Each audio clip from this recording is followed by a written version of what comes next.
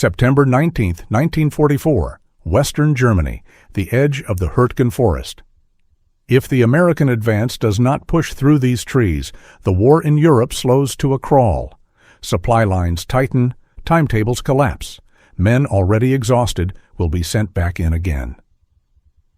The forest looks quiet from the outside. Dark, dense, unmoving. What is hidden inside it will grind entire divisions down without ever allowing a breakthrough. Once the first units step under the trees, there will be no clear front, no visible progress, and no clean way out. They enter believing this is a holding action, something temporary, a place to clear before moving on. It will become the longest battle the United States Army will fight in World War II. The forest is wrong for war. Thick pine and fir block visibility beyond a few meters. The ground is uneven, soaked with rain, cut by ravines and narrow trails that funnel movement into predictable paths. Artillery bursts detonate in the treetops, sending wooden splinters downward like shrapnel. The air never clears. Smoke, fog, and mist merge into a permanent ceiling that traps sound and disorients direction. Maps are nearly useless. Units lose contact within minutes. Radio signals fade or vanish entirely under the canopy. Command decisions are made without reliable information and carried out by men who cannot see what they are supposed to take. The German defenses are not impressive on paper. Scattered bunkers, minefields, small, well-positioned infantry units. But the forest multiplies their effect. Every approach is predictable. Every advance slows to a crawl. There are no flanks to turn, no armor that can maneuver freely. Tanks bog down or are forced onto narrow roads where they become targets. Progress is measured in yards, then in bodies. Orders continue to arrive. Advance, secure, hold. The objective remains vague. The justification shifts. First, it is about protecting a dam, then about fixing German forces in place, then simply about not giving ground already paid for. None of these explanations reduce the pressure to keep moving forward. The weather turns, rain becomes constant, cold sets into clothing that never fully dries. Feet rot inside boots. Exhaustion compounds faster than replacements arrive. Entire units are rotated out not because they have advanced, but because they have been consumed. There is no decisive engagement, no single day that defines the battle. Just repetition, assaults into the same forest lines. Gains taken at dawn and lost by nightfall. Positions held for no strategic value beyond the fact that men died to reach them. The forest does not yield. It absorbs. German artillery continues to fire from positions that cannot be located precisely. Mines remain active long after their maps are lost. The trees fall, but the ground remains lethal. The dead accumulate in places that will never be named or revisited. By the time American forces finally push through the forest months later, the front has moved elsewhere. The strategic value has evaporated. What remains is a casualty list that rivals battles remembered far more clearly. The Hürtgen Forest is rarely spoken of because it offers no clarity, no clean lesson, no turning point. It is a battle defined by persistence without purpose, by sacrifice without resolution. And once it ended, the war moved on as if it had never happened. What made the Hürtgen Forest especially destructive was not the intensity of combat on any single day, but the refusal to acknowledge what the terrain was doing to the fight. This was not a place where momentum could build. Every unit that entered did so as if starting over, inheriting the same conditions, the same limitations, and the same uncertainty as the unit before it. Nothing accumulated except casualties. American doctrine at this stage of the war depended on mobility, coordination, and firepower. The forest erased all three. Infantry moved slowly and blindly. Artillery support was unreliable, often falling short or bursting overhead in the trees, killing the very men it was meant to protect. Air support was almost non-existent. The canopy swallowed observation aircraft and weather-grounded fighters for days at a time. What remained was infantry fighting infantry at close range, in mud and darkness, without orientation. German units understood this. They did not need to counterattack aggressively. They only needed to hold, delay, and withdraw in small increments. A single machine gun position, properly placed, could halt an entire company. Mines were laid not to stop movement entirely, but to slow it just enough for artillery to find its range. Every path became a funnel. Every clearing became a killing zone. Commanders struggled to justify the losses, even as they ordered more men in. Higher headquarters believed the forest had to be cleared to protect the flanks of the advance toward the Rhine. Field commanders saw their battalions disintegrating for ground that could not be held effectively and offered no immediate advantage. The disconnect widened with every rotation. Men entered the forest already worn down from previous campaigns. Normandy, the hedgerows, the push across France, all of it had consumed strength and confidence. The Hürtgen did not offer the psychological release of forward movement. There were no liberated towns, no civilians to confirm progress. Only trees, rain, and unseen fire. Wounded men were often left where they fell for hours or days because evacuation was nearly impossible. Stretcher bearers moved under constant threat, navigating trails that shifted with every shell burst. The sound of artillery never fully stopped, even at night. Sleep came in fragments, interrupted by alarms, flares, and the crack of small arms fire echoing unnaturally through the forest. As weeks turned into months, the battle lost any clear boundary. Units fought in the Hürtgen Forest before it was officially named as a campaign, and continued fighting after it should have ended. The distinction between attack and defense blurred. American forces sometimes held ground simply because retreat would expose another unit or concede ground already soaked in blood. The forest punished hesitation and punished aggression equally. Moving forward invited fire. Digging in offered little protection against tree bursts and mines. Even success carried its own cost, as newly taken positions were just as vulnerable as the ones abandoned. When historians later searched for a defining moment, a breakthrough, a turning point, a decision that justified the sacrifice, they found none. The battle resisted narrative structure. It did not crescendo. It did not resolve. It simply consumed. By the time the Hürtgen Forest was finally left behind, American forces had suffered tens of thousands of casualties. Many of the units involved would go on to fight in the Ardennes, already depleted just weeks later. The cost of the forest followed them forward, unseen but decisive. The Hürtgen Forest is remembered poorly because it offers no redemption. It did not shorten the war. It did not protect a decisive objective. It did not force a German collapse. It stands instead as an example of how momentum can turn into inertia, and how persistence, once detached from purpose, can become indistinguishable from waste. The trees are still there. The trails have closed. The ground has absorbed what happened without leaving clear markers. And in that quiet, the battle remains what it was then, unresolved, grinding, and difficult to justify even now. The silence that followed the fighting did not clarify anything. It only made the scale of the loss harder to place. There was no liberated city to anchor memory, no line on a map that explained why so many men had gone into the trees and so few had come out intact. The forest simply closed behind them and kept what it had taken. Veterans struggled to describe it later because language failed in the same way planning had failed. They spoke of never seeing the enemy until he fired, of walking past bodies that could not be retrieved, of realizing that progress meant nothing when the same ground had to be taken again by someone else the next week. Fear did not spike. It settled in and stayed, low and constant, until it became exhaustion.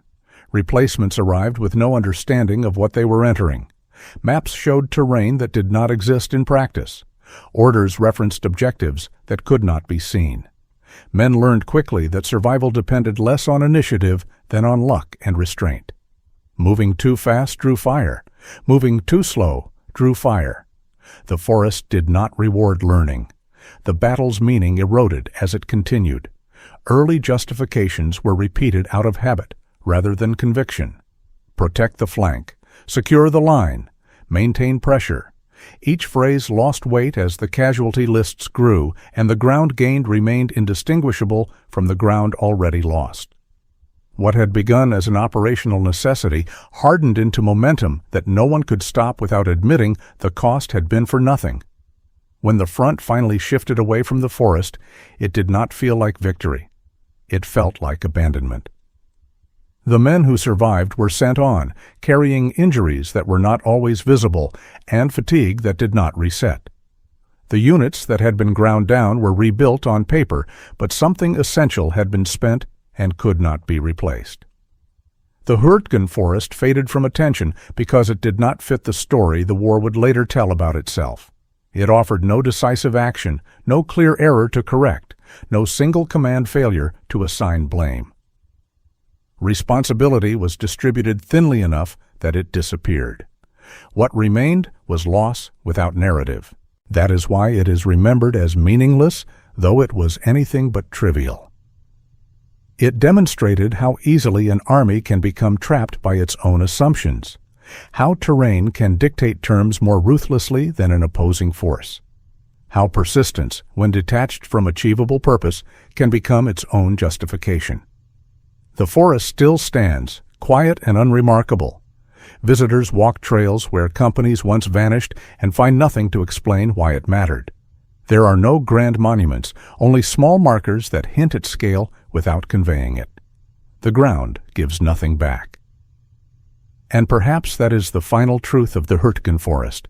It was not a battle that shaped the war's outcome.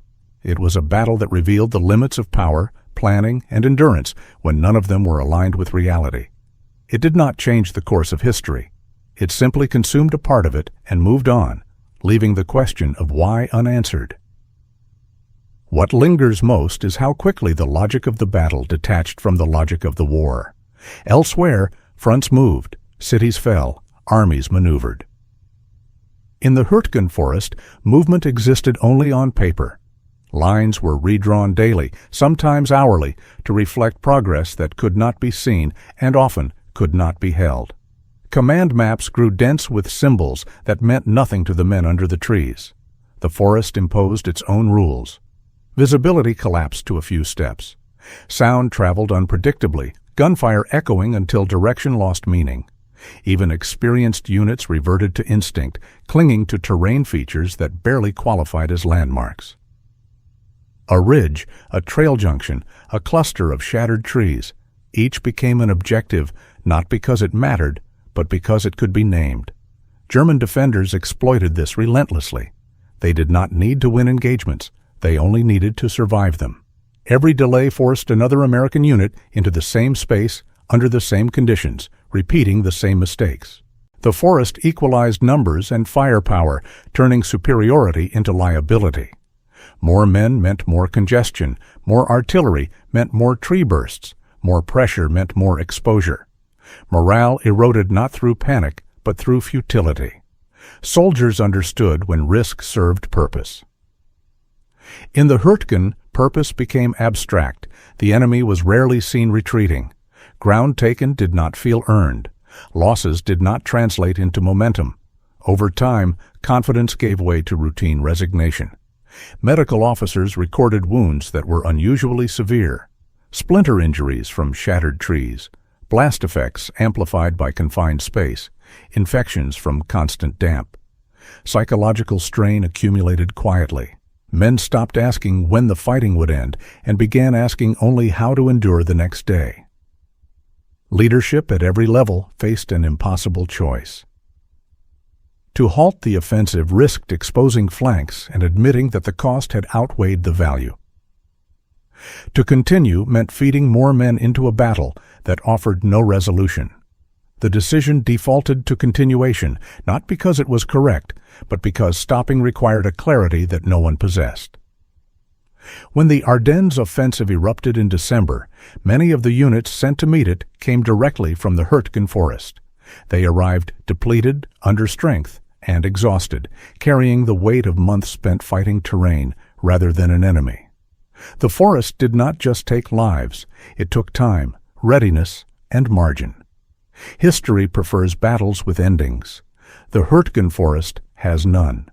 It bleeds into what came before and after, indistinct and unresolved. Its cost is hidden inside larger casualty figures, its impact diluted by events that followed more dramatically. Yet for the men who fought there, it was not a footnote. It was everything. Weeks of cold, mud, confusion, and loss compressed into a place that offered no meaning in return. They did not remember it as strategy. They remembered it as exhaustion without explanation. That is why the Hürtgen Forest remains one of the most forgotten battles fought by the United States. Not because it was small and not because it was insignificant, but because it refuses to justify itself. It stands as a reminder that not every sacrifice produces clarity and not every battle earns remembrance. The war moved on. The forest stayed. And what was lost there remains difficult to explain, even now. What finally ended the fighting there was not success, but irrelevance. The front shifted north and south. New priorities emerged. The forest was bypassed not because it had been mastered, but because it no longer mattered. The men who remained inside it were pulled out gradually, leaving behind positions that had consumed weeks of effort and thousands of lives without ever shaping the war's direction. There was no moment of acknowledgement when it ended. No order that said the battle was over. It simply thinned out, like a storm moving away, leaving damage that could not be summarized in a single report. Units rotated, objectives changed, and the Hürtgen Forest slipped into the background while attention moved elsewhere. After the war, it became easier to focus on battles with clean outcomes. Normandy had a beachhead. Paris had liberation. The Ardennes had a dramatic reversal. The Hürtgen had none of that. It produced no photographs that explained it, no decisive maps, no narrative that fit into triumph or disaster neatly. It existed in after-action reports filled with cautious language and casualty figures that spoke louder than conclusions. For those who studied it later, the discomfort remained. The battle raised questions that had no satisfying answers. Why persist when terrain negated every advantage? Why commit forces to ground that could not be exploited? Why continue once the original rationale had dissolved? Each answer pointed not to necessity, but to momentum. Orders followed because they had already been given, losses accepted because stopping would make them feel wasted. That is why the Hürtgen Forest unsettles historians and soldiers alike. It exposes a reality that wars prefer to hide. That sometimes destruction continues, not because it must, but because it is easier than admitting error. That sometimes bravery is spent in places where it changes nothing. Today, the forest looks ordinary. Trees have grown back. Trails are quiet. There is no sense of scale to warn a visitor what once happened there.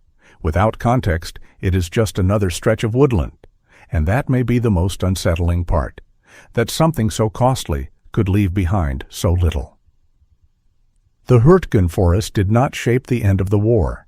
It shaped the men who survived it, and then it let them go, carrying a memory that never fit into the larger story. A memory of fighting that had no climax and no reward.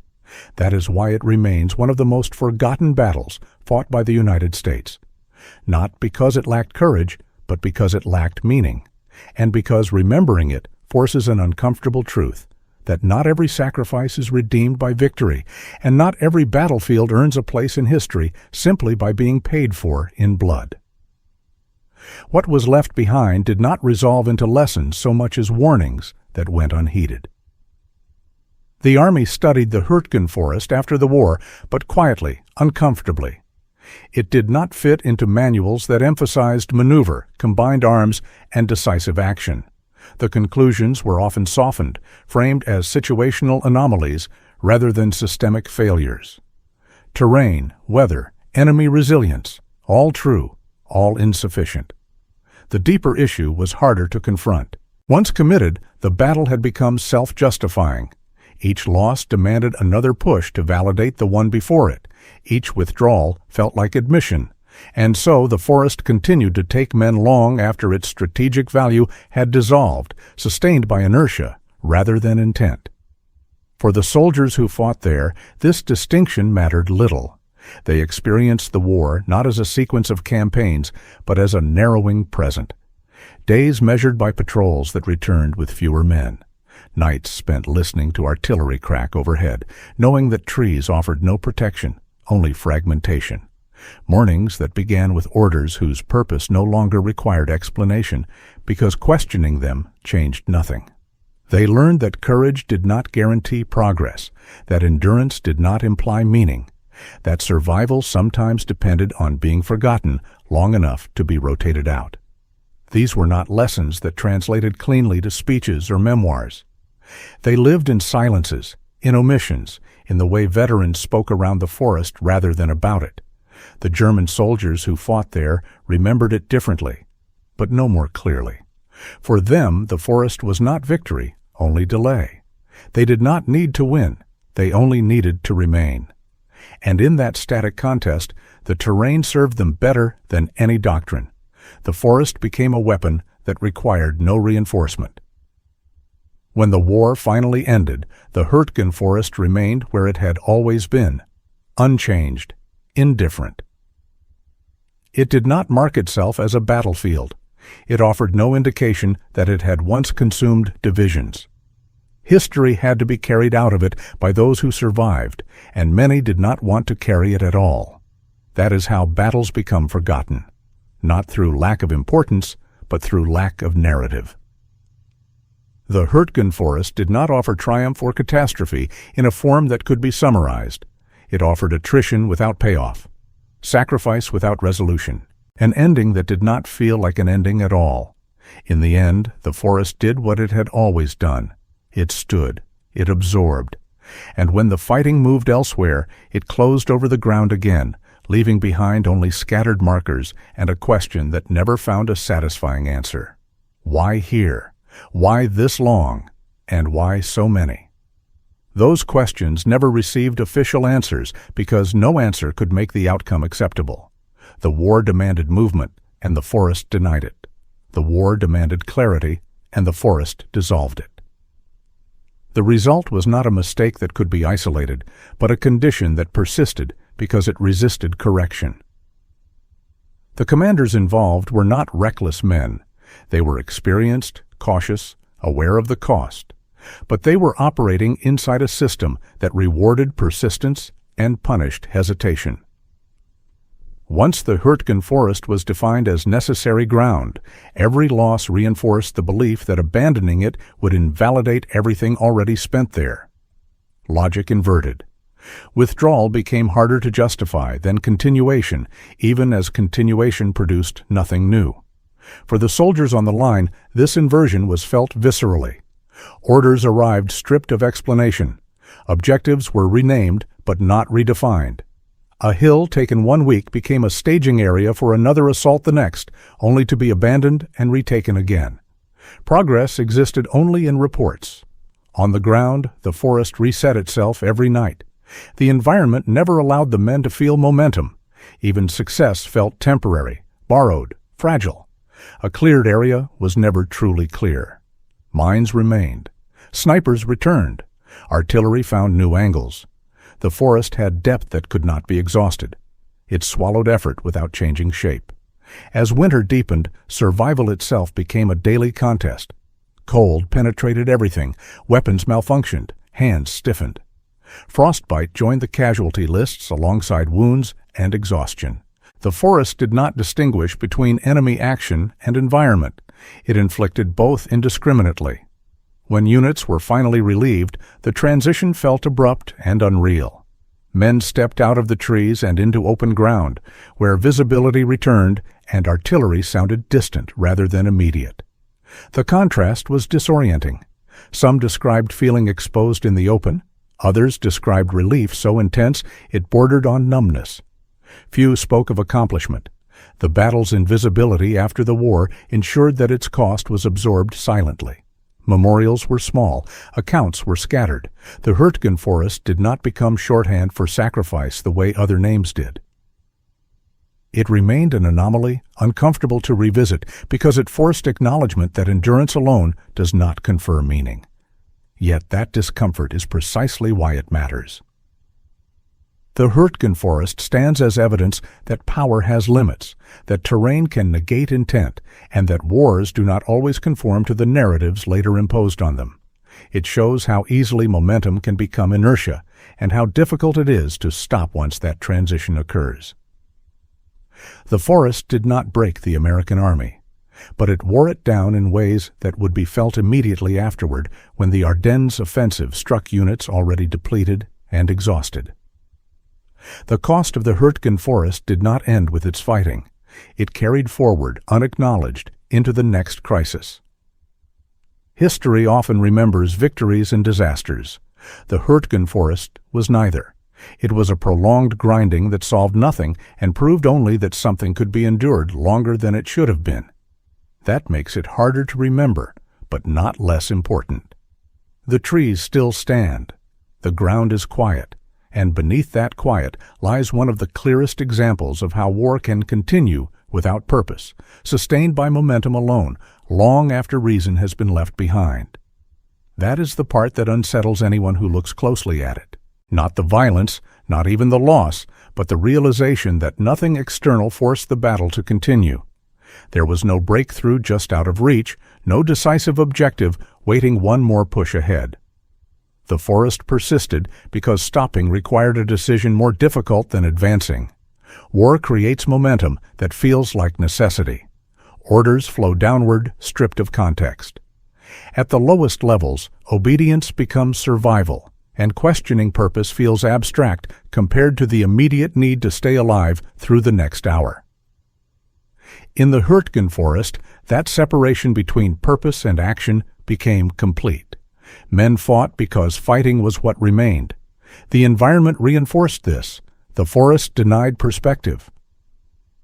You could not see beyond the next stand of trees, the next bend in a trail. There was no visual sense of progress or retreat, only the constant presence of danger. Without landmarks, time flattened. Days blended together. The battle lost its beginning and never found an end. Commanders rotated, units changed, rationales shifted, but the ground stayed the same. Each new formation entered, believing it might be the one to finally clear the forest, unaware that nothing about the conditions had changed. The learning curve reset with every rotation. Experience was not cumulative. The forest erased it. This is why the Hürtgen Forest resists simplification. It cannot be explained as incompetence or malice. It was the result of structure, pressure, and inertia aligning in the worst possible terrain. A place where doing something felt safer than admitting that nothing useful could be done. When the war ended, there was no reckoning specific to the forest. No inquiry that fully addressed why it had been fought for so long. The losses were folded into larger totals. The names were listed among many others. The forest did not demand attention loudly enough to receive it. Yet for those who were there, it remained sharply defined. Not as a campaign, but as a condition. Cold, wet, blind, endless. They remembered the sound of shells bursting overhead, the way trees snapped and fell, the feeling that the ground itself was hostile. They remembered that survival often felt arbitrary, disconnected from skill or bravery. The Hürtgen Forest did not produce heroes in the traditional sense. It produced survivors, and even that felt provisional. Many who left it carried something unresolved, a sense that the cost had not been balanced by outcome. That imbalance stayed with them long after the war moved on. And perhaps that is why the forest is forgotten.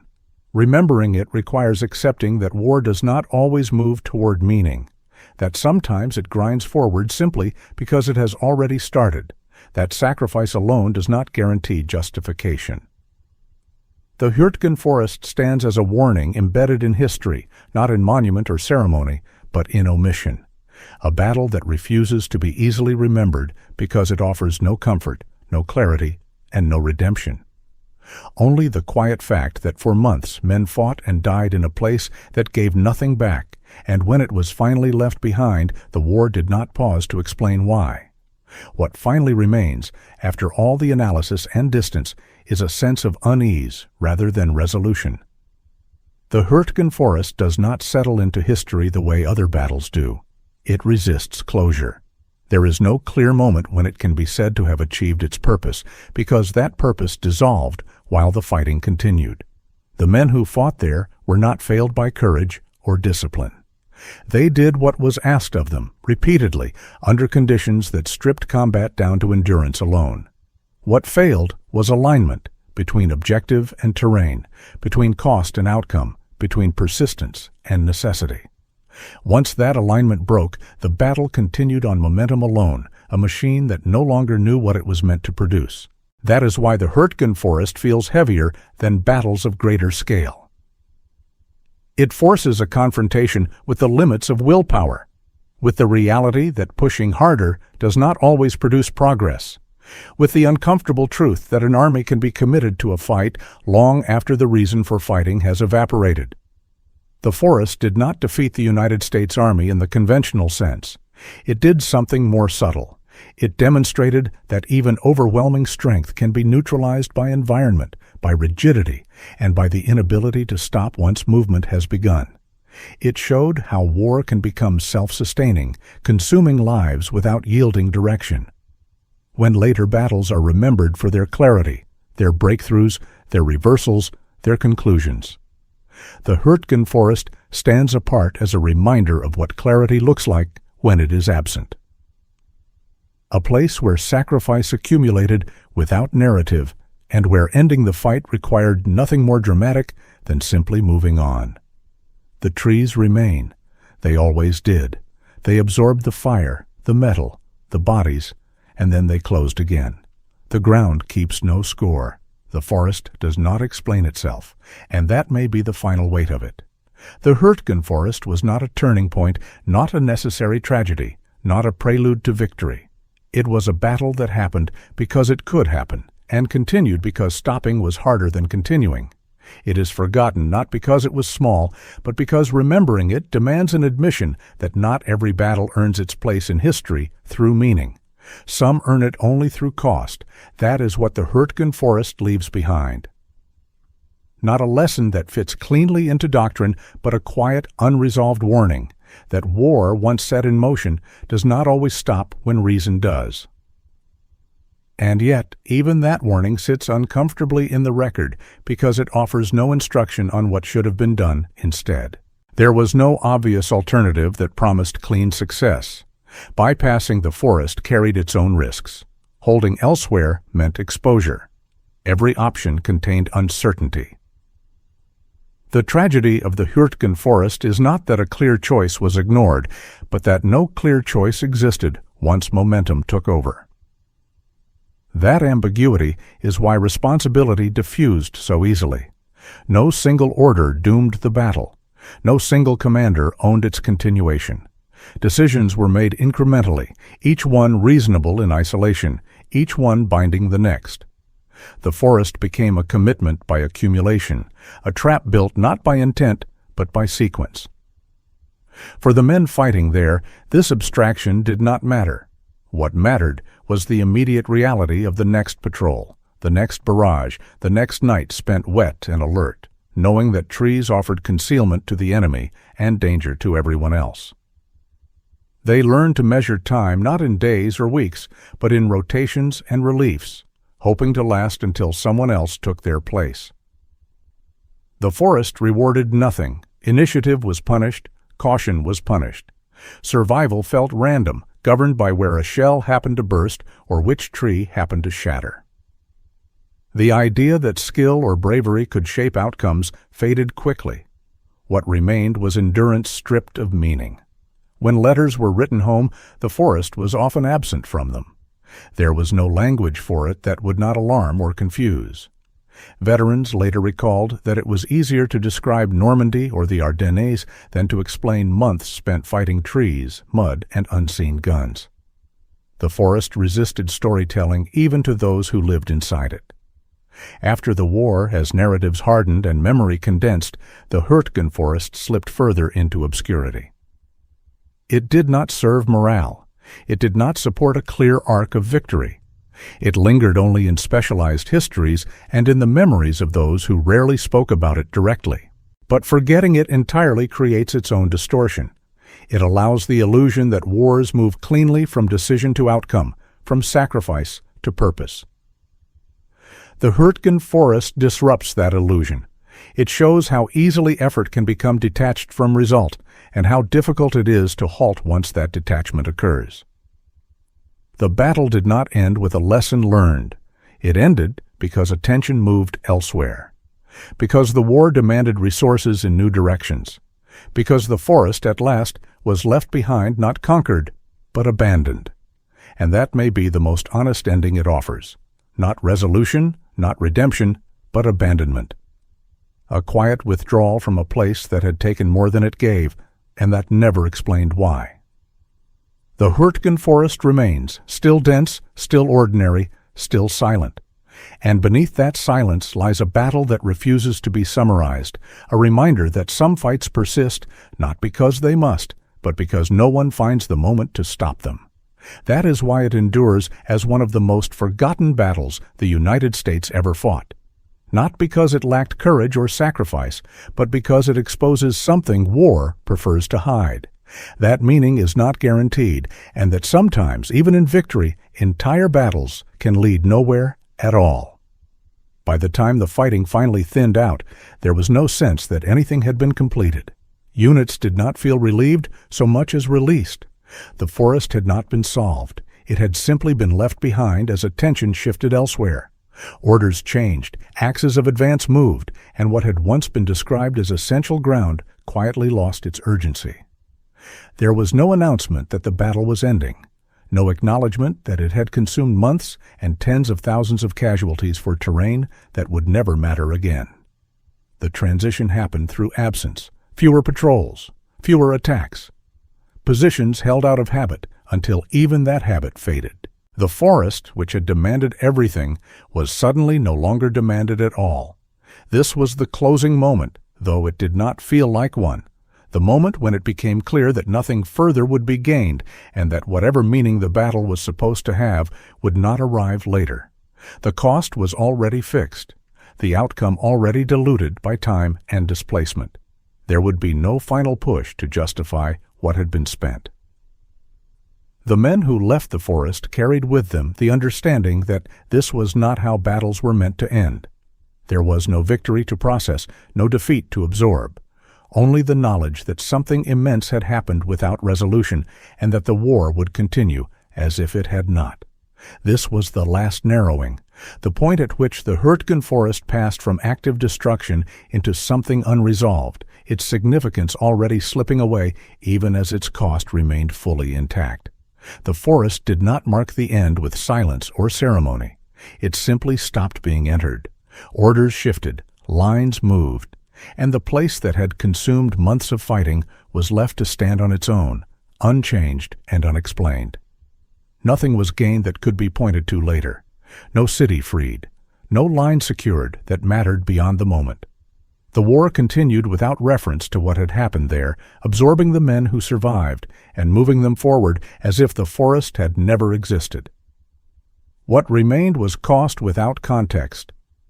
Casualty figures that sat uneasily beside battles remembered far more clearly. Stories that never fit the language of victory or defeat.